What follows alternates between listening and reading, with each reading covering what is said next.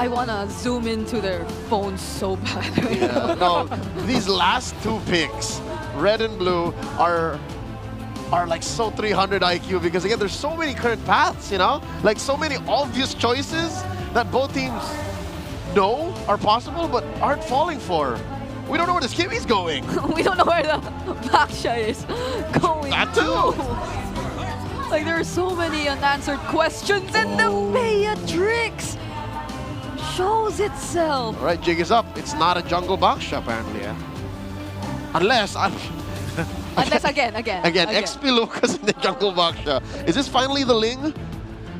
I think a Ling is so tough to play in this scenario. Yeah, are they willing to play that? Yeah, because you don't know. The Ling can still be caught mid-air. Okay. What else is there? Do you just double down, go fighter, pick Fred in this scenario, and just put all your eggs in the Harith basket? But then all of you are going to be fighting so close range. It's going to be such a hard team fight for Falcons to pull off. It's free hits for the Kimmy and I Maya. want something unique. My God! Okay. All right. Enough jumping. I told y'all it's not a fluke. Lancelot is a legit answer in the metagame. When the Ling is too expensive to deal with, you pick up another hero that has easy access and reach to the back line. Low to the ground, but still just as effective. Hold on. This is Kyle Teasy on the Ling. He is a teasy. Kyle Teasy on the Lancelot. He is a teasy, yes. So I'm pretty sure there's someone out there like Naisu who's giggling right now. No, he didn't say it was a giggle. Who has the same relationship I'm not giggling. as Naisu has with Demon Kite with Kyle TZ. Yeah! So That's good. scary. That sounded different. I'm not sure if I want to hear it again. Let's not. I'm liking it. Again, some left field balls coming in from Aurora and some hooks from Falcons. But could this really be a sweep? Let's find out alongside our casters. I am not giggling, Brigida. And I think a lot of fans right now are sitting on the edge of their seat to see if they can extend the series right now. The lights have to shine bright for this one. It's match point right now, and Aurora needs to get back into the series. Is this the draft to do it as we jump into Game 3 in this best-of-5 elimination match? Whoa. We'll see. Oh, quick look at the emblems here. Yeah, they actually go Baksha jungle. They put the Edward Lucas in the EXP lane. Isn't that kind of like not such a good thing? Well, I think it's because once they saw the Lancelot on the other side, that's when they decided to pull the trigger on the switch. Wait. Whoa. Flickers out for Team Falcons. His Spew is the first blood drawn there by the U, and the Kimmy mid so far looking good for Aurora. Well, damn good aggressive start. Fantastic first rotation by Aurora, reading Falcons' tendencies of wanting to go to the river after clearing the mid, and they go ahead and chase down Few. This is a great start for the Lights. Interesting, too, that they're applying this much pressure this early on with the stakes. That could be a really good thing here. Kyle TZ playing the Lancelot's going to rely on this. He's not level 4 just yet. Should get it really shortly, too. But also, we got to talk about Domen Kite. Debuting the Beatrix for him here. He's played this hero many times, and it's going to be a big part of, I would say, what gets Aurora into another game here against the Falcons. Imagine the story. If Renegade sets up a kick for Domen Kite and he lands the snipe to keep the series going. The redemption. The redemption for Domen Kite. How many times have we talked about redemption for players, playing heroes who in the past did not work out well for them, but then in the playoffs have made some magic happen.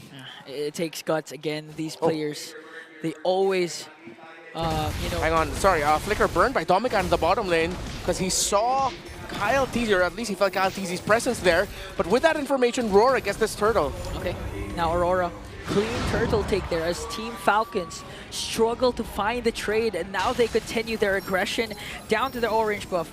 Not gonna steal it away, but enough pressure is applied for Team Falcons to be out of their normal rotation. Yeah, and this is a lineup from Falcons that really needed those level 4s anyway to go ahead and actually make something happen. Especially with Ogun playing the roam Badang here. He needs that level 4, needs to be able to go ahead and utilize the Flicker for those setups too, and even with the Jushin. So, you know, they slow things down a little bit. Now that they have the ultimates available and up, oh, hold on, Few's in trouble. Few again forced to use the Crimson Beacon because the continuous damage from Yu and the pokes for the side of Aurora, it's giving Few such a hard time in positioning, even to his own lane. Yeah. I think Few has to accept that he's really going to be the target in Rora's eyes now, considering that the Juicen plays such an integral utility role to the lineup that Falcons brings to the table. Similar to how a Matilda can empower a very mobile, very tanky lineup, the Juicen empowers a lineup that's kind of scrappy in terms of how they fight with the Harith and Lancelot that needs some extra bit more of control. And that's what Few brings to the table here. Good rotations by Rora so far. Falcons are just trying to catch up to them. Yeah, they haven't let up at all. So they're just going in full force right now, trying to get what they can, and they're allowed to, because anytime I feel like the Baksha is on the map, whether he's in the jungle, whether we've seen him in the XP lane, that's what allows the team composition to do, is just, you know, be mobile, look for picks if they can find them. But then we have to also consider the fact that it's a Kimmy in the mid lane, and we know that the setup potential is going to hurt a lot more later, and that gives space to Dominkite. Renegade being the one to go on for the pickoffs too is great, but overall, your front-to-back coverage with Rora's lineup is so good. So, as you know, much I want to see Falcons possibly end up in a sweep here, I think it's going to be difficult to get this one under their belt. Yeah, incredibly difficult. Again, Aurora have drafted terrifically here. They're playing to the strengths of their lineup so well. Now, Kaltizi is just stuck to, similar to his Suyo game yesterday, just opening up the map. And the Aurora are getting the objectives left and right, while Kaltizi will try to balance it out with split push, while the rest of Falcons will just look into supplementing Super Marco's farm. Yeah. Oh. And now, they want to extend the lead by trying to go for the bottom lane turret. Renegade got stopped in his tracks by a beautiful initiation there from Ogwin. First man down is the Hitman, as Flapteezy working on Demon Kite, but he's quite tanky as Yu is serving up the damage. Ogwin again with a beautiful wall, and they might be able to bring down Demon Kite for the clap back from Aurora. Yue again brings down 3 alongside Dominkite, and Few is the next to fall. It has gone also terribly wrong for the Falcons. Yue and Dominkite just providing enough space. Demon Kite miraculously holding on long enough so that the Kimmy and the Beatrix can finish off the ever so greedy Falcons. Renegade with a kick. A bit of an off-angle kick there, but they might be able to do the job. Thorn Rose is there, plus the puncture to be able to walk away. And the Shockwave Blast from Edward won't do the job to bring down Kaltizi. A good attempt there from Renegade. You know, he was trying to get the angle differently there, but they went in anyway, expended a lot. But that is a Lancelot for you. Especially with multiple enemies around you, you can actually withstand quite a bit of punishment. So Kaltizi won't go down, but still, it's Falcons falling behind. It was a great combination what we saw earlier in the bottom lane, and Rora will continue to do that. We'll see how they play this apart in the jungle here. Good pass, the traction pulse there is Demon Kite being worked on by Flapteezy again with the grab, but he's quite tanky. They're trying to delay the farming pattern again of Kaltizi. Renegade with a Jit Kundo, but 5 members of Team Falcons are there to assist Kaltizi. Everything that's happening in the map, Falcons are forced to react, similar to what happened in the tail end of game number 1 in the mid to the late game, when Falcons were just catching Aurora off guard and dictating the tempo, not allowing them to set up. In the early minutes of this game number 3, crucial game number 3, Aurora are the ones setting the tempo, not allowing Falcons to set up. It's been all reactive and all defensive for Falcons so far. See what they want to do this time around. They're going to get in a position for this. They want to fight it out. Oh, and Dominkite is the one to get the turtle. Now Aurora wants to extend their lead by going for more. There's the Shockwave Blast, but they're disciplined enough to disengage. And if you're going to notice, actually, Kaltizi is ahead when it comes to the level up against Demon Kite, because Demon Kite's not playing this Baksha as a jungler. He's sort of acting like a roam, and Edward's the one going away from the usual rotations of Aurora to split push and farm up. Yeah, and you can see that in the gold. Edward actually has a bit more gold compared to Demon Kite. Aurora just playing this pure aggro, and they've made Edward sort of like a carry Lucas in a way. Hey, that's what you want to do with the Baksha, right? You can just change your game plan if you want. But overall, they haven't stopped. If you notice from Rora, it just feels like when they came into this game 3, they're like, we're going to go full force. We have to take that risk and make it happen. And so far in game 3, it's gone their way, while Falcons continues to try to catch up here. But they're falling behind, you know, 3.5K behind at this point. They got none actually no objectives at all, not even a turret just yet to move around the map with. So they're in a pretty bad position coming into that first Lord here. Coming up, Rora with the advantage. The fact that Dominkai and Yue have not been caught, and it's really Falcons playing to the tune of wherever Renegade and Demon Kite decide to go and crash in, is a big problem for Falcons right now.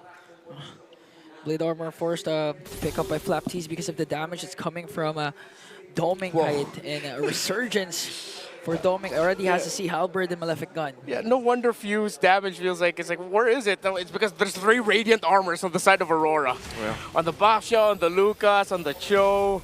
It's going to take some time until Aurora are going to start feeling pain from any of the magic damage dealers of Falcons, and at this point, Dreadnought armors are enough to nerf the damage of the Lancelot. Oh, Gwen gets caught and blasted! Conceal Aurora keeps going forward, but they're not going to force the issue here as they know they have advantage on Lord. Yeah, that's how much damage Aurora has. You didn't even have to finish the animation of the Way of the Dragon for them to burst down Ogwyn. And now 1 member down for Team Falcons as Aurora sets their eyes on this Lord. Very strong take right now. Falcons, even with flcn around here, this is going to be so risky if they even try to contest it, or he tries to, do some fancy moves, which we've seen before with the Lancelot players around the world. But Renegade still holding on to the Way of the Dragon, and even with all that, Rora won't just take this Lord. They're still going to go ahead and wait for these buffs to come up for Demon Kite, and then go when they have the full advantage that they're looking for. Yeah. flcn though still ahead by 1 level, so Aurora's not going to rush in taking down the Lord. Ideally, they'd have to pick off 1, or for Falcons to just trade instead for going for a clean Lord take.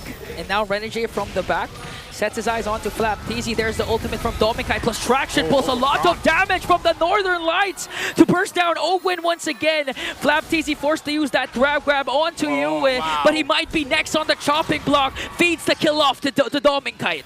Aurora have awoken. It looked like Ogwyn was going to get a massive set there, but he got blasted instead the moment he decided to help out flapTeasy. And Falcons can only stand and watch. Try as they will, this might be risky. Super Micro jumps in, but gets caught out by the bullets of Dominkai. The next target is Bill, and an unstoppable kill from Yue. A 3-kill swing again for Aurora. Where is this damage coming from, and how do you deal with it if you're Falcons? flcn jumps in with a puncture. Phantom Execution is going to connect. Edward was able to flick her out. Still no casualties for Aurora. Mr. Consistent escapes, but here comes flapTeasy and Ogwyn again. Ogwyn with a knock-up to bring down Doming and Yue. You asked where the damage is coming from. Now they are gone as flcn secures the Lord. And all that, and Falcons will get the Lord. Kyle reminding the world what it means to bear the name of TZ, what it means to bear the hero that inspired a generation of junglers from M2. Oh my goodness, and all that? They just got rid of the gold lead that Rora's been holding on to all game long. At that point, that was just sheer freaking will by Falcons, because Aurora did everything right, did everything good. But it took a TZ with a Lancelot and Ogwyn with his fists to turn the game around. I thought you were going to say, and a dream. And a dream. That's basically what it was given the situation that Falcons found themselves in. So they'll play around this. They've got an advantage now, mid lane. Traction Pulse already casted down, but this time Few was able to escape. Renegade with a good kick onto flapTeasy. Ogwyn counters out with his combo though. Renegade quite low. One more hit and Super Marco delivers the final blow to bring down the Hitman. 1 member down. There was an almost. Few almost got knocked down by Yue. Super Marco blocked it for Few. If that landed into Few, he'd be dead. He still took damage, but not the full brunt of it. That's a definite moment there. Super Marco protecting Few. They're going to get this tier 1 turret, possibly another one. Renegade still a couple seconds away coming up. They're going to force it with the Zaman force down under the turret. We'll see if they still get it. Half health on that tier 2 turret. So Aurora, given how they were in the lead majority of the game, they're still able to go in and hold on. But let's look how the items have evened out a little bit here for Falcons. Yeah, Falcons have the lead now. Already the core items for the Harith locked in. And now Aurora are feeling the damage. It's so neck and neck. Aurora are still very close, yes. They can still turn this around with better execution. But this was not the situation they wanted to find themselves when Ogwyn saving it and setting it up for flcn to finish. Ooh. 2.6k gold lead now from Team Falcons after conquering a huge deficit. And now they want to extend the lead by trying to get hold of the purple buff here.